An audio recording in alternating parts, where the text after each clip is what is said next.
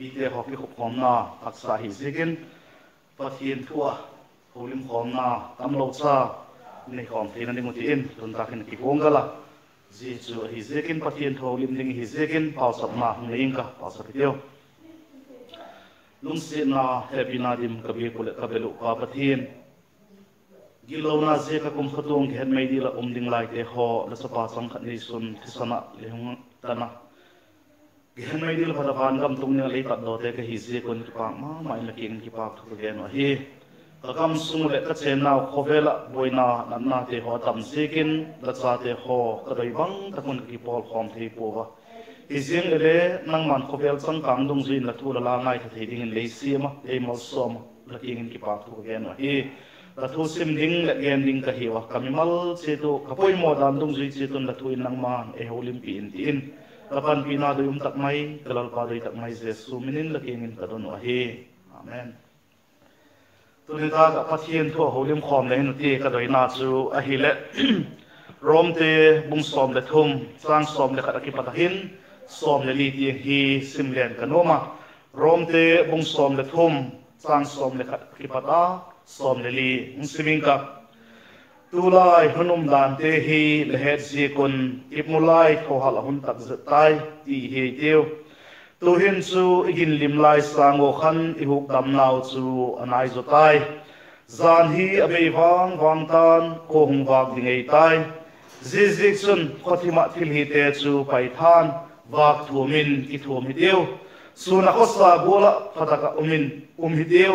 zodon boile zukhama lovin huk le ki doi cha lovin kina le ki thang si lovin lalpa jesu krista chun ki thum zo in la taksa hutna te pitin dingin bang ma bol ki win a thui sim phak naw su pani chan si tun malai som pi ka la i thu pi ding go ka hung doi chu a hi le kinep na dung zu ya hing kinep na dung zu ya te hiu ti hi i thu pi ding a hi lei chung mi hing te ho zo si hi maban kinep na inei dung zu yun i che to esana ding a chun ki khum bit ding khut sil zing ding ti te ho he i bolu i kinep na su bang hem i ti hi le dam thei ding na hi ka ki pat ki ven ding na hi kin ei kai lo ding ti hi a hi ahoi ma zinga aphama ma zing a hi ale tunin eyu christian te ho hi christian khat hi na achun bang kinep na la neyam zela kinep na dung je chun la na em zela kinep na dung je chun la hing na em ti hi tingai tu kham ting ka sa hi zela kinep na dung je chun ding dan bang hi em ti la hanam I bible in again pi ka hi san som le khatna isim na wachun again ngala tulai hunum dan te hi le het ji kon imulai thol ahun tak zetai ti hi teu tu hin chu igin lim lai sango khan I huk dam naw chu anai zotai ati zetaka ding dan again hi zetak mun rep hi lovin bung som le ni na chang khatna khan le e la gen ta hi chu ti chun su pi te pathian za ngai na jikin ki thoina hing le thieng thau le pathian pom tak dingin la tak sau chu kilan dingin ka don na hiu ji chu thagaw lama la biek na dan ding himu a hingala e ti a hi ayu I hin ding dan dan ding hi apoi mo pen chu bang hem I ti hi le pathian doi dan phatak cha zui ding ti hi mai a hi azek chu lo pina changdina huk damna I chanari ngo chu anai ma jing tai ati hi avelin hungeling ka pathian doi gola I ding chu apoi mo ma jing hi azek chu lo pina changdina huk damna I chanari ngo chu anai ma jing ta hi Zizi ka chun I Bible in again Thessalonica te thot khatna bunga na changuk na chun hiti nei ge na zizi chun milang te bulin I mu poi tiu hak zinin ngai chang takin zoi tiu midang te kulin ipmu pui tiu tulai hunum dan te hi le he zi kun ipmu tho hal hun tak zetai ipmu ati chu bang ma hello bang huna uma hi le ki hello min bang lo le he thei lo dinga te chan a hi ei Christian khat hina chun zikul maya chu hun hi talo a hi ti chu ki chen ma jing a hi Christian khat hina a hin laki nep na langak lama ma jing chu bang a hiam so bi de Christian khat hina laki nep na le langak la bang a hiam Philippi de bung thum na chang som ni na hin ei gen himale ei hoi ko sak nau chu wa na hi Zeki patsun lalpa Jesu Krista hukdam pa chu inga kwe ati ahi nang langa chu hukdam pa ahina em ahi lo le taksa mau somna te nga la la hi em tuni kingai tu hun ahi ma jing ta hi midang te gola thei mai hi lo hiu ti het mi lo ring ahi Aziek chu ingak la uchu lalpa ahi zikin ilalpa ingak la ahi chun ilalpa ki pak na ding ilalpa doi dan chu bang hi em ti chu I holding ahi zi chu ingak la taksa hukdam na ichan ning chu ingak la pe ahi ning chu poi mo ma jing ahi korin le khat pakhan na bung som lenga chang som thum le lina chun hitin ei ge na ngai tu na pil le dik taka ngai tuna pille diktak hun nei on la gilo bol ta kibin mikhen khat hin pathian he na anei pu hi la za cha na dingu ka gen a hi ati a hi tulai thilum dan te he thei lo Christian I chun mi pil lo te gilo bol te hi chun mi pil lo te pathian nga chun za cha het na nei lo te I khading I wa hi ti Bible chun ei gen pi ka hi zili ka chun Bible sang te lon tulai hunum dan te hi la het si kun I mulai thola hun tak zetai ti he tiu tu hin chu gin lim lai sangu khan I huk dam nau chu anai zo tai ei la ti pi ka hi ahilla Christian khat hi zeng len le bang ma ngai tu bek lo wa ala khak thei ma chu hi ikinep na ingak la ma to kituk lo ke ya ala khak the hi ti hi I he che tu hi je chu pil hoi lo kilom lo a hi ti chu I Bible in ei gen pi a hi Efesa te bunga chang khat na chun acha doi tho te bulin anung zui tu hi ta un ei ti a hi zegin tu hi tu thilum dan te hunum dan te hi he toil pathian cha doi tho te gula I hunu chu a hi tai ti chu I het mi lo ding a hi chan som le ti nan hi ti nei ge na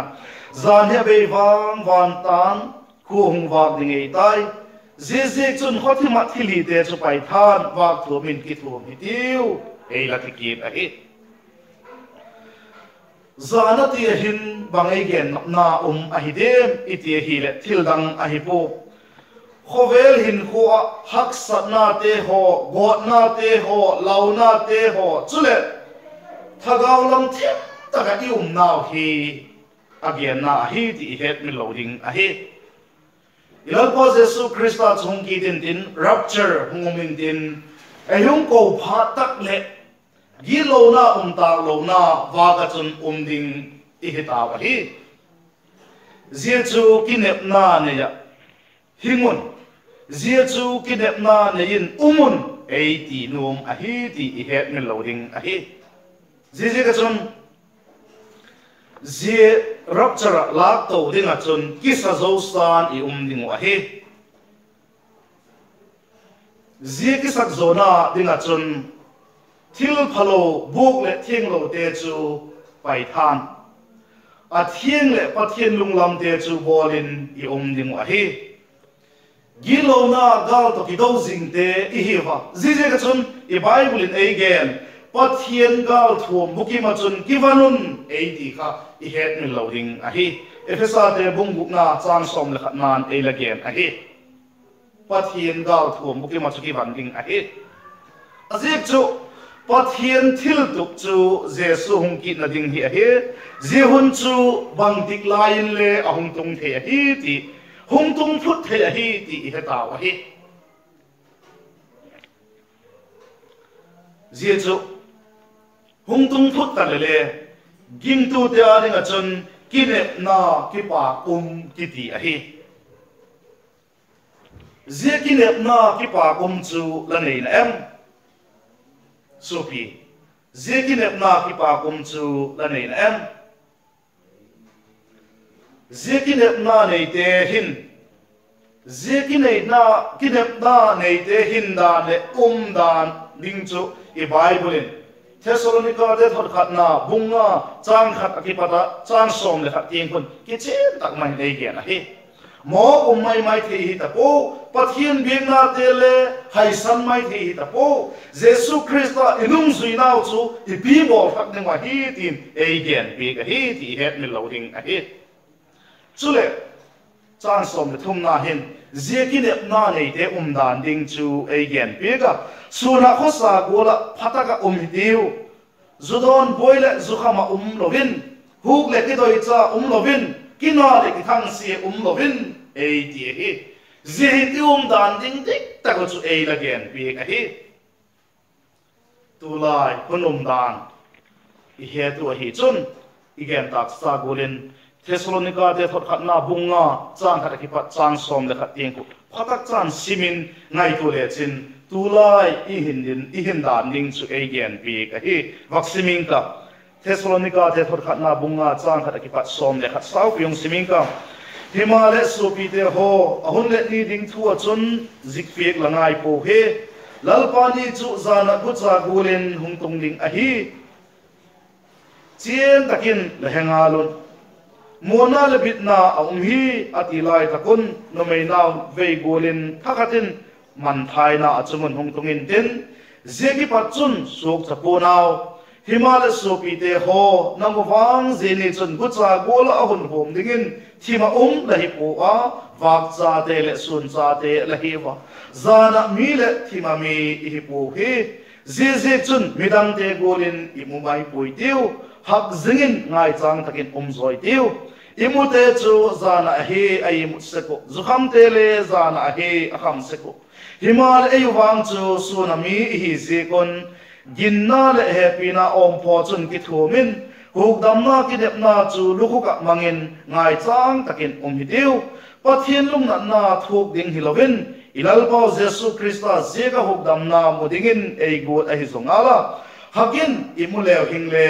ama to ihin khom theina dingun ama chu ithasangon athitai zezek chun lahi jingsek golun kitil ha tugen itung ding tu chetun ati zia chu ayu Christian te Jesu Christa hong ki na ding kinep na ki pa uma umte dan ding a hi ti I Bible in kiche tak mai in again pe ka hi I chang te la chang som le lina rombung som le thum chang som le lina chun lalpa Jesu Christa chun ki thum zo in la taksa utna te pitin dingin bang ma bol ki in eiti zihi ngai dan khata chun Christa in kitung ki thumun eiti na chun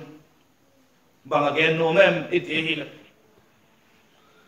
Christa in kum tonga ding eita na gilo na